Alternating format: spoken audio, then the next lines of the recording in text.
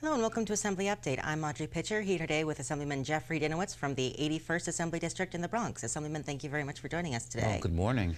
Now, we are at essentially a critical point in politics at this moment, both at the state level with the state of the state and the budget address just being delivered by the governor, and also at a national level. Can you speak a bit on that?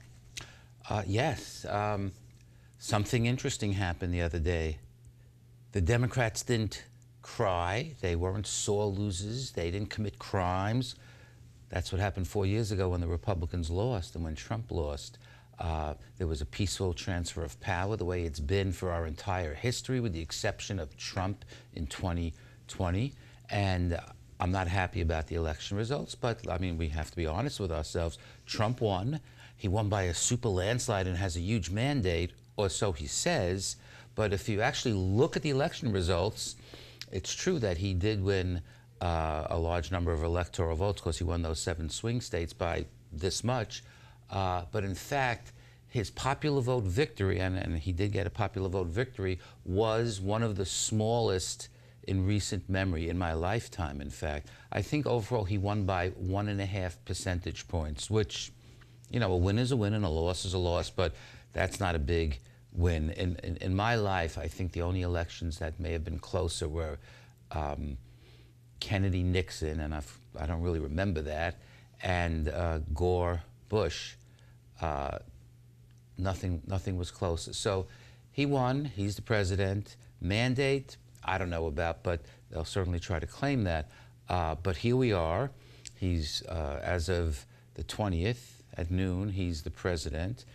And I hope people listened carefully to what he said that day, not only at his inaugural address, but at some of the other events he went to later in the day. And I got to tell you, it's scary, it's pathetic, it's laughable. One example, I remember how people on the other side were screaming because President Biden pardoned his son, and now they're screaming because at the last minute he issued, I guess, preemptive pardons for some of the people that Trump threatened to put in jail, such as the members of the January 6th committee, Congress members Thompson, Liz Cheney, and 7 other members of Congress. Some members of President Biden's own family, people that the Republicans, that Trump was threatening to jail. So these preemptive pardons, I think it was great. It was great. He was basically protecting innocent people who were never charged with a crime, who were never under any kind of suspicion whatsoever. Trump, on the other hand, one of the first acts that he did once he was president was he pardoned, I think the number is about 1,500 people, most of whom are criminals. They were, many of them were convicted.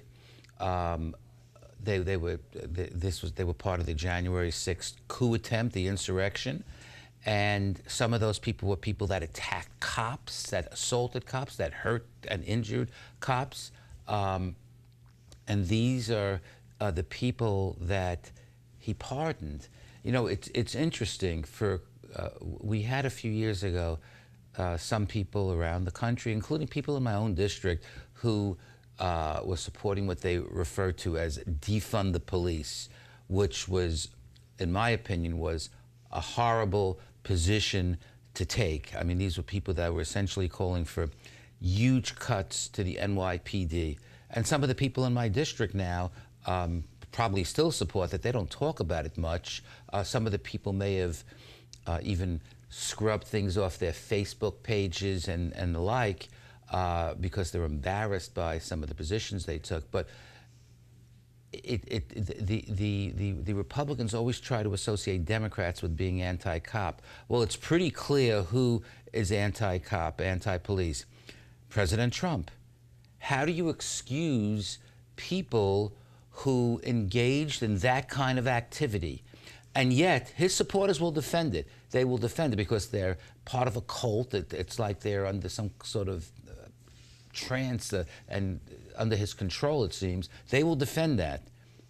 I guess many of them believed that those were patriots, but by pardoning so many people, people who have, some of whom were sentenced to very long prison time, he's almost creating his own militia that will stand behind him if he tries to do anything really over the top. But aside from that, if you listen to some of the things that he talked about, I guess one of the, I don't want to use the wrong word, so I'll say one of the stupidest things that he said was he's going to change the name of the Gulf of Mexico to the Gulf of America.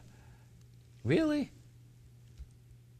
The Gulf of Mexico, except for the waters within a short distance of our shores, are not part of America in the first place. They're, most of it, I guess, is in international waters.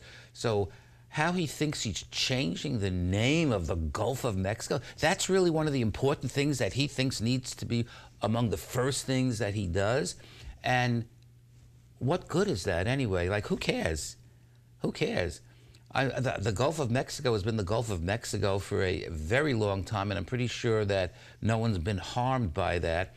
He wants to change the name of the Denali Mountains in Alaska back to Mount McKinley. McKinley was the 25th president of the United States who unfortunately was assassinated. And he seems to think that it's important to do that. Now, no disrespect to President McKinley. There are many things around the country appropriately named in his honor, but this was certainly an appropriate thing to do to change the name in the first place. So why Trump thinks that's an important issue is like beyond me. And I can only guess that he does things like that to take people's mind off of some of the really horrendous things that he's doing. And some of those executive orders, I think one of his executive orders would put an end to what they call birthright citizenship. And I don't know if Trump knows this, but we have this thing in the country. It's called the U.S. Constitution. And as part of that Constitution, in the 14th Amendment, it says that anybody born in the United States is a United States citizen. Doesn't matter where their parents came from, whether they were from here or from somewhere not here. And I cannot imagine that he can override the Constitution by an executive order. And why is he doing that? Well, it's obvious that he's continuing to try to divide people, to pit people against each other. There are many people who are the children of immigrants. My parents were the children of immigrants because 3 of my grandparents came from the other side of the Atlantic Ocean. And I guess under his way of thinking, if that happened today, my parents would not have necessarily been citizens.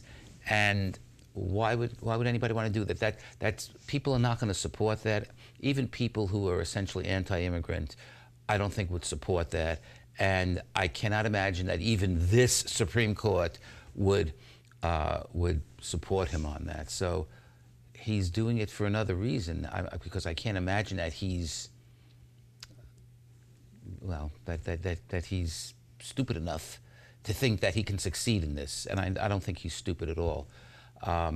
So that's another example of one of the things that he did on his first day.